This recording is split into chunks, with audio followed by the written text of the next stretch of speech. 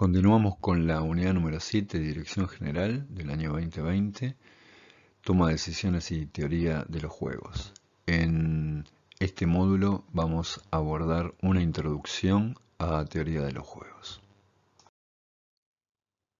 En todos los modelos de teoría de la decisión que hemos visto hasta el momento, no se considera ningún tipo de interacción con otro agente. O sea, dentro de nuestra hipótesis, se supone que yo tomo determinadas decisiones, pero eso, aunque sabemos que impacta en otros jugadores, no nos va a modificar, no nos va a impactar en nuestra decisión. La teoría de los juegos justamente lo que resuelve es eso, es ver justamente la interacción que existe entre las decisiones que yo tomo y las decisiones que toma la otra persona, la otra parte, ¿sí? O si es una empresa, puede ser otra empresa. Eso es lo que vamos a ver a partir de este momento. Entonces, en resumen, podemos decir que la teoría de los juegos es un método para enfocar, para encarar de una manera sistemática, formal, los procesos de toma de decisión cuando hay una cierta interacción entre lo que denominamos como agentes. En un juego, entre comillas, en un juego estratégico, las características, los componentes que tenemos son los que vemos ahí a continuación. Llamamos agentes a las partes intervinientes. Como decía hace un momento, puede ser la interacción entre dos personas o entre dos empresas que estén tomando ciertas decisiones que una impacten sobre la otra. Pueden ser dos o más, ¿no? Vale la aclaración. Esa es la parte que tiene que ver con los players, con los jugadores. La interacción, bueno, dijimos que es una de las características justamente de esta toma de decisión. Racionalidad es importante porque para que este método deductivo funcione, tenemos que asumir que los agentes, lo que denominamos agentes, son racionales, o sea, las decisiones que van a tomar son lógicas, ¿sí? Son las más convenientes, es la que tiene la mejor solución de compromiso. Y siempre se hace también pensando de algún modo en un paso adelante, o sea, son movimientos estratégicos, o sea, cada agente va a tomar una decisión pensando qué es lo que haría el otro. Y lo más interesante de esta modalidad es que justamente para ver qué es lo que más conviene, yo como agente decisor me pongo de un lugar y del otro y siempre voy a estar pensando, ¿sí? Tal como un juego de ajedrez, ¿qué haría el otro si yo tomo tal decisión? Y viceversa. Y de esa manera es que se va conformando este juego, entre comillas. Como venimos viendo desde un principio, para tomar una decisión tengo que tener alternativas. Entonces, por eso podemos decir que la decisión consiste en un proceso, o sea, es una serie de acciones, no una serie de actividades, que lleva a la selección de una acción determinada. Pero ellas deben estar dentro de un conjunto de alternativas. Entonces, la decisión es un proceso previo a la acción. Es importante mencionar que en este caso es una metodología, por eso se deja de lado un poco las decisiones instintivas, ¿sí? Para pasar a procesos, ¿sí? Otra vez, proceso, recordemos que llamamos proceso a una serie de actividades, ¿sí? Una serie de acciones que están conducidos, dirigidos con un pensamiento racional, lógico. Entonces, la teoría de la decisión lo que trata es el estudio de esos procesos, ¿sí? Desde esta perspectiva racional. Decimos también que este proceso de reflexión, además de ser racional, es consciente de proceso, de exprofeso, forzamos a ello, y también en toma de decisión en centros decisores también se delibera sobre ello, ¿sí? Se discute para tomar dichas decisiones. Entonces, la toma de decisiones es seleccionar de entre varias alternativas, elegir una. Recuerdo una vez más que cuanto mayor cantidad de alternativas tengamos o generemos, la decisión que podamos tomar va a ser mejor, como en todo. Cuanto más alternativas yo tengo de elección, se supone que la que voy a tomar, la que voy a elegir, va a ser la mejor posible, ¿sí? Entonces tenemos que elegir una de ellas, ¿eh? De entre todas esas alternativas. Una cuestión importante de destacar en esta metodología es que la solución a la cual lleguemos, cuando tomemos una decisión y hagamos una elección de la mejor alternativa entre todas las posibles, esas decisiones no nos van a garantizar el mejor resultado, sino, diríamos, un buen resultado. Vamos a ver en unos minutos que en verdad podemos decir que es la mejor solución de compromiso. O sea, dentro de todo lo que pueda suceder, es lo mejor posible, ¿sí? Pero no es la máxima, ¿eh? No es la mejor, ¿está? La teoría de los juegos, este método para resolver toma de decisiones cuando interactúan dos o más agentes entre sí, nos explican cómo son esos procesos de decisión en la vida real.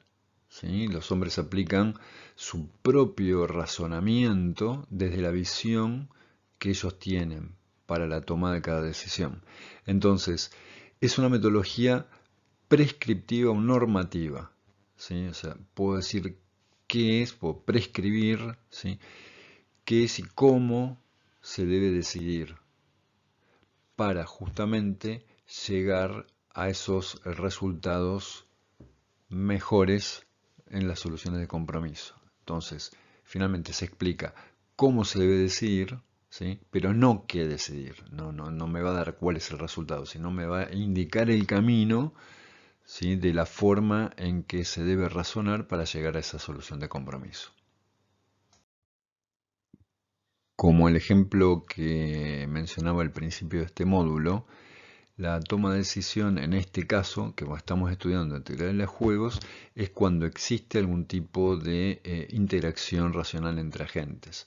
El ejemplo de la empresa, o sea, si una empresa va a lanzar o no un producto nuevo y piensa que va a ser lo más conveniente, en este caso, por ejemplo, no se va a enfocar solo en si va a tener mayor beneficio ante intereses e impuestos por este nuevo lanzamiento, sino que lo que va a estar pensando es qué va a ser el competidor en el caso que yo lance ese nuevo producto. Y conforme lo que yo crea que vaya a ser mi competidor, yo puedo tomar una decisión diferente de la que yo inicialmente había pensado. Finalmente, y perdón con la insistencia, pero nuevamente, no es que se obtenga la mejor solución, el mejor resultado, sino cuando yo digo que es una solución de compromiso, es que es lo mejor que ambos agentes pueden lograr interaccionando. Entonces, en resumen, es un juego estratégico que lo que busca es la maximización de los resultados para todos los jugadores intervinientes. Si bien esta interdependencia entre los agentes en estos juegos estratégicos genera en la mayoría de los casos una competencia entre dichos agentes, muchas veces lo que está en juego también son intereses compartidos.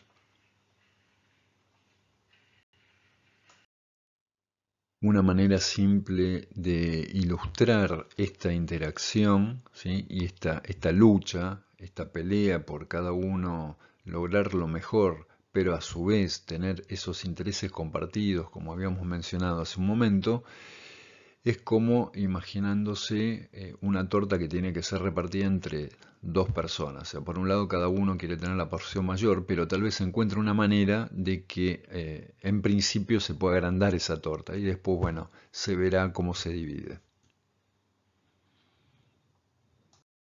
En esta introducción a la teoría de los juegos, básicamente lo que vamos a ver son dos tipos de interacción entre los agentes.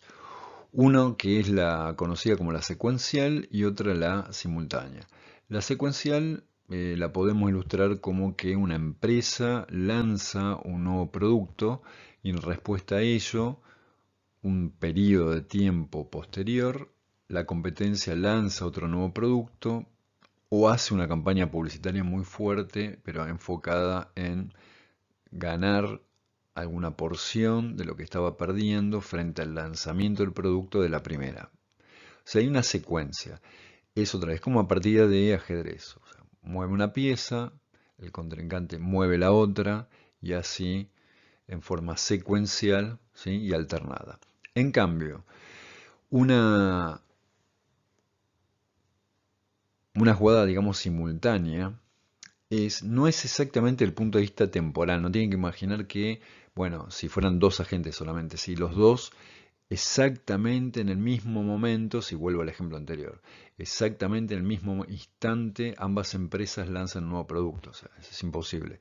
Si se considera simultánea, si digo afirmativamente se lo considera simultánea, si ambos agentes desconocen la acción que el otro va a tomar. O sea, no interesa, volviendo otra vez a este ejemplo, si una empresa lanza un producto y 2 días después la otra empresa lanza el mismo producto, sin saber una de otra que iban a tomar la misma maniobra estratégica, digamos, ¿sí? Desde ese punto de vista se lo considera un modelo simultáneo. La ventaja de la teoría de los juegos es que nos ayuda a entender desde un marco teórico cuál es el proceso de la toma de decisión de los diferentes agentes que interactúan. Y además ayuda a desarrollar la capacidad de pensar estratégicamente, ¿sí? Como poníamos el ejemplo del ajedrez que ilustrábamos al principio, ¿sí? O sea, se exploran, se evalúan las diferentes alternativas, las diferentes posibilidades de interacción que puede haber, siempre, ¿sí? En forma racional, entre los agentes y poniéndose en el lugar de uno y del otro. Y ver cuál va a ser esa mejor solución de compromiso. Eso lo vamos a ver en un par de ejemplos ahora a continuación. Recordarán que hace un momento expliqué que hay dos tipos de juegos, el simultáneo y el secuencial. Entonces vamos a comenzar dando un ejemplo de un juego simultáneo. Entonces recordemos que el juego simultáneo es aquel donde los agentes, ¿sí? Desconocen la acción que va a tomar uno del otro. En este ejemplo lo que vamos a ver es una interacción entre dos empresas. A una la vamos a llamar limpio, a la otra la vamos a llamar brillante. ¿Y cuáles son las alternativas estratégicas que tiene la empresa limpio? Y de entre ellas tiene que elegir una. Bueno, tiene solamente dos. Limpio está pensando en lanzar un producto biodegradable o no lanzar ese producto. Entonces Limpio tiene en mente, ¿sí? Como movimiento estratégico, lanzar un nuevo producto o no lanzarlo. Esas son las dos alternativas. Ahora, sabe que su competidor, la empresa brillante, va a hacer un movimiento estratégico en respuesta al de él, ¿sí? Lo puede hacer en forma, entre comillas, simultáneas, y fíjense que el tenor es diferente. O sea, brillante, que puede hacer, puede invertir, aumentar, ¿sí? La inversión en publicidad, o no aumentar esa inversión en publicidad. Entonces, del otro lado, el agente que va a estar interaccionando con el primero, que era limpio, es este otro brillante. Dos empresas. ¿Cuáles son las dos alternativas estratégicas que tiene brillante? Aumentar los gastos en publicidad o no aumentar los gastos en publicidad. Hasta allí, digamos, los dos agentes que están interaccionando en este momento, con cada uno de ellos con dos alternativas estratégicas. En este juego simultáneo, ¿cómo es que se representa? Se representa en esa matriz que se llama formal, donde lo que se ilustran, ¿sí? En este caso cuadrantes, son los pagos, los beneficios o las penalidades, ¿sí? Pueden ser números positivos o negativos, de tomar ciertas acciones si el otro agente que interacciona toma una cierta decisión. Entonces, para que se entienda el planteo, esto se lee de la siguiente manera. Dentro del par de números que se observa, en cada cuadrante, el izquierdo es el que corresponde a la gente que se ubica a la izquierda. ¿Sí? Entonces, enfocándonos en el que está en rojo, 5,5. El 5 a la izquierda pertenece a limpio. ¿Sí? El 5 de la derecha pertenece a brillante. Si voy al siguiente, 7,3. A veces yo digo es mejor poner punto y coma para que no aparezcan números decimales, ¿no? El 7 corresponde a la empresa limpio, el 3 corresponde a brillante. Y así se lee cada uno de los 4 cuadrantes. Ahora, ¿qué significa eso? Volvamos al ejemplo 5,5. Esto significa que si la empresa limpio lanzara un producto biodegradable y simultáneamente brillante aumentara los gastos en publicidad, ambos tendrían un beneficio adicional, y es importante esto, ¿sí? Es un diferencial, un delta, un incremento de sus ingresos, en este caso de 5, imaginemos, millones de pesos. Vamos a seguir con el ejemplo. Si Limpio lanza un producto biodegradable y brillante como respuesta estratégica a ello, no aumenta los gastos en publicidad, Limpio tendría un incremento en sus beneficios de 7 millones de pesos y brillante de 3 millones de pesos. Vamos ahora al otro par de alternativas. Si la empresa Limpio no lanzase ningún producto nuevo, ningún producto biodegradable en este caso, y brillante sí, afirmativo, sí aumenta los gastos en publicidad, lo que va a suceder, ¿sí?, es que Limpio solamente va a tener un incremento en sus ingresos de 2 millones de pesos, mientras que Brillante lo va a tener en 4 millones de pesos. Y por último, quedan las dos alternativas, tanto para Limpio como para Brillante, de no hacer nada. O sea, Limpio no lanza ningún producto biodegradable y Brillante no aumenta los gastos en publicidad. En ese caso, lo que esta matriz me está diciendo, que los pagos son, en ese caso, Limpio incrementaría sus ventas en 2 millones y Brillante en 7 millones. Bueno, hasta acá es el planteo. Ahora, ¿cómo se resuelve esto? Entonces, este es el método de resolución, lo que voy a explicar en este momento. Yo lo que tengo que hacer es pensar, ¿sí?, qué es lo que haría mi competidor si yo tomase cierta decisión. Entonces, yo voy a comenzar pensando y bueno, si Limpio, ¿sí?, toma esta primera decisión, si Limpio lanzase un producto biodegradable, ¿qué haría Brillante? Entonces, yo ahora me pongo en lugar de Brillante y digo, bueno, Brillante, si aumentan los gastos en publicidad, tendré un incremento de 5 millones de pesos. En cambio, si no aumentase los gastos en publicidad, tendría un incremento de solamente 3 millones de pesos. Entonces, ¿qué es lo que va a hacer Brillante en ese caso? Claramente va a preferir ganar 5 a ganar 3. Entonces, obviamente, claramente, ¿sí?, Brillante tomaría esta decisión, ¿sí?, que es aumentar los gastos en publicidad. Ahora bien, si Limpio no lanzase ningún producto biodegradable, ¿qué es lo que va a pasar? Bueno, otra vez, Brillante va a decir, a ver, si en el caso que Limpio no lance el producto, yo aumento los gastos en publicidad y mi incremento es de 4 millones, y si no aumento los gastos en publicidad, mi delta va a ser de 7 millones, me conviene más el de 7, o sea, esta va a ser la solución. O sea, en ese caso, si Limpio no lanza ningún producto biodegradable, Brillante, siendo racional, lo que tendría que hacer es no aumentar los gastos en publicidad. Luego de eso, justamente ahora lo que tengo que hacer es ponerme en lugar del otro y decir, bueno, si yo soy Brillante, ahora yo soy la empresa Brillante, y yo decido aumentar mis gastos en publicidad. Entonces yo lo que voy a mirar ahora es esta columna, la columna de Brillante, aumentar gasto de publicidad. Me fijo, ¿qué haría Limpio? A ver, si lanza el producto biodegradable, incrementa en 5. Si no lo lanza, incrementaría tan solo 2. Entonces, obviamente, Limpio, ¿qué va a hacer? Lanzar el producto biodegradable. Entonces yo también pongo un recuadro acá, ¿sí?, en 5,5. Y ahora me muevo y digo, a ver, yo soy Brillante, empresa Brillante. Si no aumento los gastos en publicidad, ¿qué puede hacer limpio? Puede lanzar el producto biodegradable, con lo cual ganaría 7, o no lanzarlo, ganar tan solo 2, ¿sí? ¿Qué es lo que más le va a convenir? Ganar 7. Entonces, justamente en el caso en que Brillante no aumentara los gastos en publicidad, Limpio lanzaría un producto biodegradable.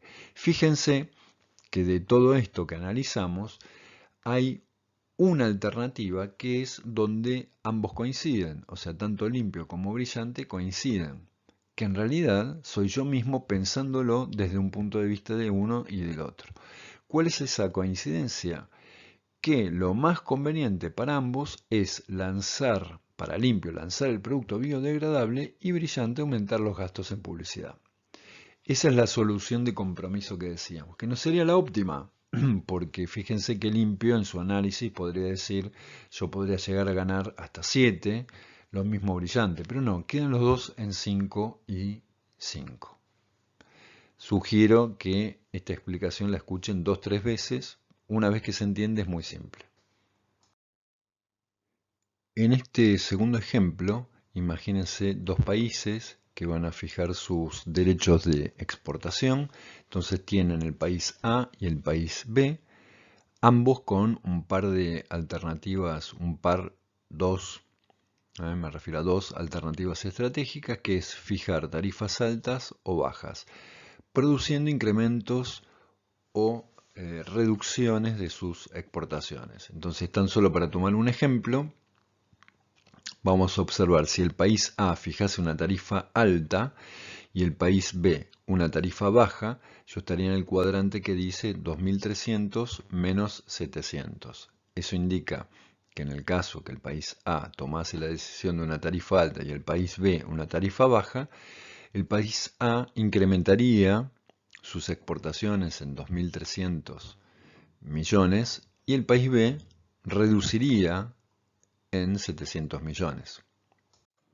Mi sugerencia es que no se enfoquen tanto en los valores de las recompensas, las penalidades, porque lo que interesa en este caso sí es la metodología de resolución. Entonces, comenzamos, al igual que en el caso anterior. Primero, me pongo en lugar del país A y digo, si el país A, yo soy el país A y fijo una tarifa alta, ¿qué haría B?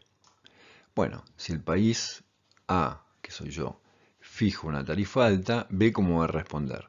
Si fija una tarifa alta, ganaría 800. Si fija una tarifa baja, perdería 700. Claramente lo que va a hacer es fijar una tarifa alta. Quiere decir que para el caso que A fije tarifa alta, B también. Entonces mi solución va a estar en este momento acá. Si el país B fijase una tarifa baja, mismo procedimiento. Voy a comparar los 2.300 contra los 1.700. Claramente la respuesta del país B a el país A en el caso de fijar una tarifa baja también va a ser fijar una tarifa alta. Entonces estaría ubicado de esta manera. Ahora lo que voy a hacer es exactamente lo mismo, pero yo poniéndome en lugar del país B. Entonces vamos a cambiar el color aquí y decimos, a ver, yo ahora soy el país B. Entonces yo decido, si yo fijo una tarifa alta, ¿qué es lo que va a hacer A? Entonces ahora yo miro el número adelante. ¿Va a querer ganar 800 o perder 700? No, claramente va a querer ganar 800. O sea, va a fijar una tarifa alta. Por eso, y ahora vamos a hacer un círculo, va a estar ubicado acá. En cambio, si yo, país B, fijase una tarifa baja, ¿qué va a hacer A? ¿Va a fijar una alta y ganar 2.300 o una baja y ganar 1.700? No, va a querer fijar, ¿sí?, la alta. Entonces, más allá, es lo que llamo una estrategia dominante, más allá de lo que haga B, A va a querer fijar una tarifa alta. Fíjense que la solución está en la superposición, vamos a tomar otro color para indicarlo, en la superposición de las dos mejores soluciones desde el punto de vista de A y B, o sea, la que está resaltada en amarillo claramente. Entonces, fue el mismo procedimiento de resolución que el ejemplo anterior, para este ejemplo también. Escúchenlo un par de veces y ya les va a resultar más simple. Un último ejemplo de interacción entre empresas. A estas las vamos a llamar empresa alfa y empresa gamma, pero fíjense que tienen una cantidad de alternativas estratégicas superior a los ejemplos que vimos antes. Entonces la empresa alfa puede elegir de entre 4 estrategias diferentes, que la llama A, B, C y D, y la empresa gamma tiene 5 estrategias diferentes, ¿sí? Que la llama estrategia 1, 2, 3, 4 y 5. Y se ven, ¿sí?, en todos los pares de ganancias o pérdidas debido a la estrategia que cada uno tome. Entonces, yo voy a resolver la primera parte y los desafío a que ustedes lo finalicen y encuentren cuál va a ser la solución. Entonces, yo tomo la empresa alfa y digo, a ver, yo soy alfa. ¿Qué pasa si fijo, si elijo la estrategia A? ¿Qué es lo que va a hacer gamma? A ver, va a querer perder 2, va a querer ganar 5, va a querer ganar 10, va a querer perder 5 o va a querer ganar 1. Claramente, ¿cuál es la mejor? Ganar 10. Entonces, si yo aplico la estrategia A, gamma va a responder con su estrategia 3. Próximo paso. A ver, yo elijo la estrategia B. ¿Qué pasa si yo elijo la estrategia B? ¿Qué va a hacer gamma? Perder 2, quedar neutro, ganar 5, perder menos 3, perder menos 1. No, claramente va a querer ganar 5. O sea, esto es lo que va a hacer. O sea, la respuesta a mi estrategia B de parte de gamma va a ser elegir la estrategia 3. ¿Se ve? Vamos a tomar una finalmente. E insisto, les dejo a ustedes terminarlo. Si la empresa alfa toma la estrategia D, ¿qué va a hacer gamma? 1, menos 1, 0, menos 3, menos 2. Bueno, claramente 1 es la mejor. O sea que la respuesta a mi estrategia D va a ser la estrategia 1. O sea, voy a estar ubicado acá. Tienen que completar todas las alternativas para alfa, todas las alternativas para gamma y ver cuál va a ser esa solución. En la clase consulta lo vemos a ver si lo pudieron resolver. Dejamos momentáneamente el juego simultáneo y pasamos al secuencial. Recuerden que secuencial es cuando cada jugador, en forma uno detrás de otro, uno después de otro, va tomando las decisiones. Entonces, la manera más simple de verlo es a través de un árbol, lo que se llama un árbol de decisión, que ustedes ya conocen, ¿sí? Donde los puntos de decisión del árbol son los llamados nodos, y ustedes lo que van a ver allí es cuál es la decisión que cada uno toma. En base a la decisión que cada jugador tome, ¿sí?, su contrincante va a tomar otra decisión. Eso lo vamos a ver ahora en la próxima ilustración. Habiendo resuelto ya en el modelo formal un juego simultáneo, se entiende muy rápidamente lo que es esto del juego secuencial. Acá tenemos dos empresas automotrices. Una la llamamos la empresa innovadora, la otra la llamamos la empresa líder. ¿Y qué es lo que sucede? Bueno, la empresa innovadora tiene otra vez dos alternativas estratégicas: lanzar un nuevo auto o no lanzarlo. La respuesta a ello que va a dar la empresa líder es mantener el precio del auto que compite con el nuevo producto de la innovadora o reducir el precio. Entonces es muy fácil. Entonces se piensa de la siguiente manera. Se dice que, vamos a tomar el lápiz aquí nuevamente y vamos a tomar un color que se vea. Espero. Si la empresa innovadora lanza un nuevo auto, ¿qué es lo que va a hacer el líder? Bueno, otra vez puede mantener el precio o puede reducir el precio. ¿De qué depende lo que haga? Bueno, claramente de la recompensa, el pago que tenga. ¿Sí? En este caso, si mi convención dice que la de la derecha es la del líder, yo lo que voy a decir es, mira, al líder le conviene reducir el precio. Claramente. Ahora, si mi decisión como innovadora fuese no lanzar el auto, la líder, ¿qué va a hacer? Mantener el precio o reducir el precio? Bueno, depende del pago que reciba, ¿sí? Le va a convenir mantener el precio, como está acá. Entonces el racionamiento es el mismo, nada más que obviamente hay una secuencia. Juega uno, luego juega el otro, ya conociendo el resultado anterior. Esa es la diferencia más grande. Esta representación del juego secuencial, en forma de árbol, se lo conoce como forma extensiva. Mientras que los juegos simultáneos que se representan en esa matriz, como vimos en los ejemplos anteriores, como ya les había dicho, se los representa en lo que se denomina como una forma normal. ¿Cómo es esta representación en forma normal? Bueno, como lo vimos, ¿no? En resumen, primero se hace una lista con las diferentes alternativas estratégicas posibles para cada jugador. Luego se colocan esas estrategias en una matriz, como vimos en las filas y las columnas. Y como les decía, las filas de la matriz corresponden a la estrategia del jugador 1 y las columnas al del jugador 2. En verdad es una convención. Ustedes, no recomiendo cambiar nada porque se van a confundir, pero ustedes podrían por convención decir lo contrario mientras se sostenga eso en el tiempo, el resultado del cual van a llegar va a ser el mismo, ¿no? Porque es una manera de representarlo. Y entonces, las filas y las columnas.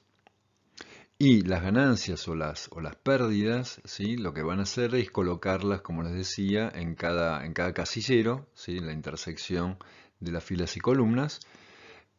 Sugerencia, separarlo en lo posible punto y coma, es más claro que con una coma. Volvemos a una de las características de la teoría de los juegos, que era la racionalidad. ¿Sí? La racionalidad. Porque si un agente, ahora que ya hemos avanzado bastante, se va a entender mejor, reaccionara, ¿sí? Diera como respuesta a una jugada del otro agente que no es racional, ¿qué sería no racional? Decir, no, voy a jugar para perder plata, entonces no tiene ningún sentido este modelo. Entonces, la racionalidad significa que cada jugador hace lo mejor que puede, dada la información que cuenta al momento de tomar la decisión. ¿Sí? O sea, cada jugador, otra vez, cada jugador va a elegir lo mejor, ¿sí? Contando con la información que tiene el otro. Entonces, dada la interdependencia entre jugadores, esta decisión que decimos que tiene que ser racional, se va a basar, ¿sí? En la anticipación, en la predicción, en conocer cuál es el movimiento del o los otros jugadores.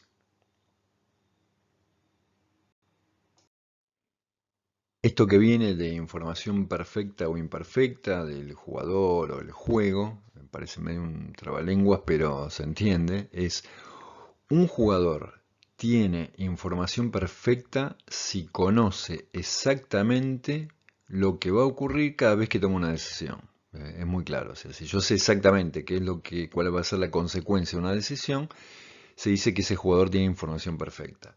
Y el juego, este juego estratégico, tiene información perfecta si cada uno de los jugadores tiene información perfecta. O sea, el juego va a tener información perfecta, ¿sí? Si cada jugador lo tiene. ¿Está? Obviamente, si algún o algunos de los jugadores no tienen información perfecta, se conoce como el juego de información imperfecta. ¿Ok? Esto que continúa ahora es muy interesante, aunque bueno, no entra en el alcance de la unidad ni la materia, que son los juegos con información imperfecta. ¿Sí? Entonces, ¿cómo es que se hace? Y tal vez recordando un poco ustedes lo que era un escenario de certidumbre, incertidumbre, riesgo, lo pueden relacionar más fácilmente. ¿Sí? ¿Qué significa? Ya sabemos lo que es información imperfecta. Para poder incluir información imperfecta en un juego, lo que se necesita es una manera de representar, ¿sí? Ese azar, ¿sí? Que muestre los efectos sobre el juego. Eso ni más ni menos es representar los valores asociados a probabilidades de ocurrencia. ¿sí? Entonces, cualquier conjunto de información que contenga más de un nodo con probabilidades se puede tratar como de información imperfecta. Si bien esto se puede aplicar a matrices en representación formal, se ve más claramente con los árboles de decisión, donde claramente ustedes pueden ver cómo afectan las probabilidades a cada rama. Ese tema ya lo han visto. Pero repito, o sea, respecto del ejemplo que dimos antes del árbol de decisión, en esa toma de decisiones secuenciales, imagínense que ustedes lo afectan a cada rama, la afectan por una probabilidad de ocurrencia y lo que van a tener al final es un valor esperado y la decisión que van a tomar en este caso va a ser en base a ese valor esperado.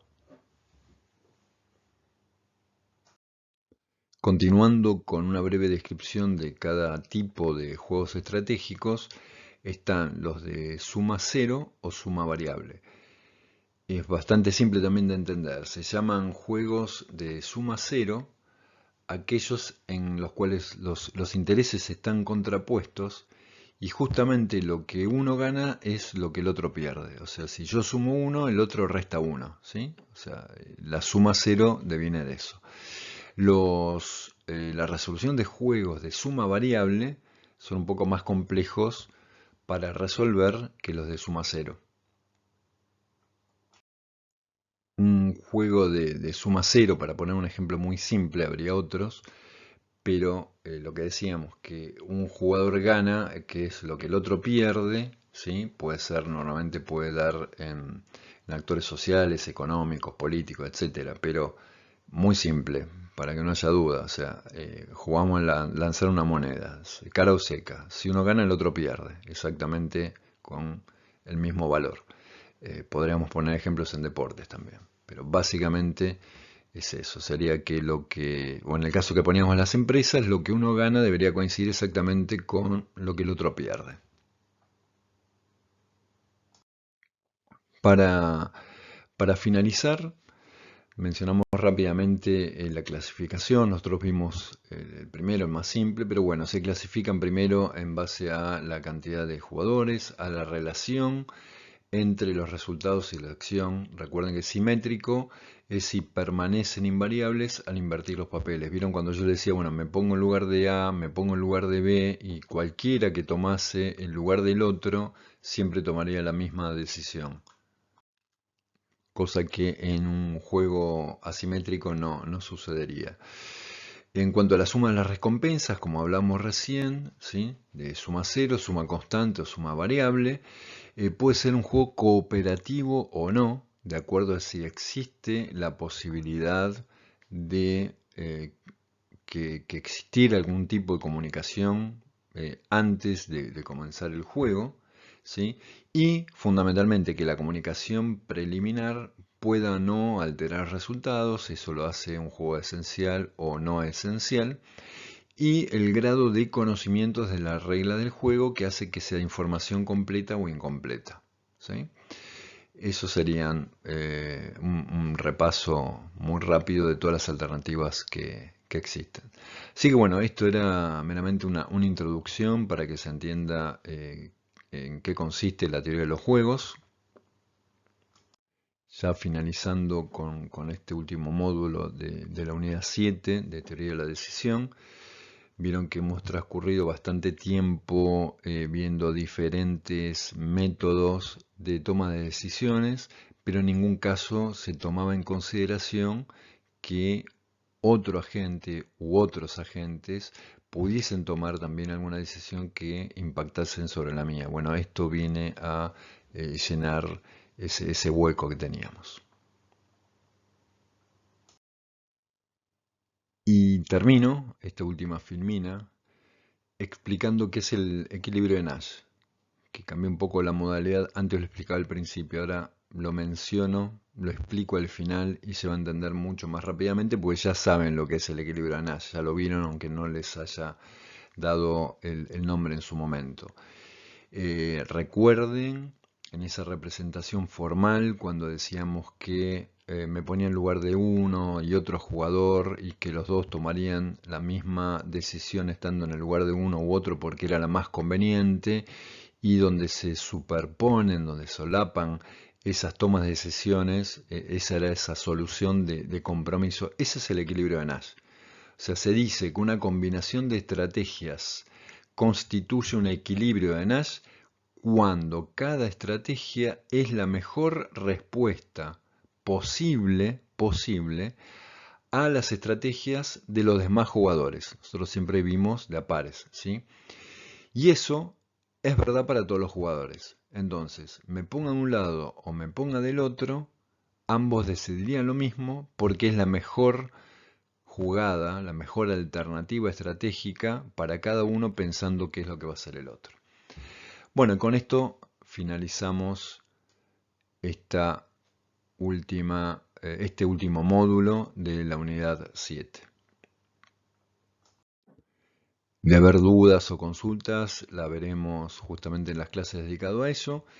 De este módulo, dentro de la unidad 7 de teoría de la decisión, quédense con los conceptos fundamentales de la teoría de los juegos que vienen a resolver esa interacción entre agentes que son racionales, que básicamente hay juegos simultáneos y juegos secuenciales, y que esa mejor solución de compromiso, no importa de qué lado lo esté pensando, ¿sí?, va a ser esa solución común, denominada, porque así fue como lo dedujo, Nash, ¿sí? Ese es el equilibrio de Nash.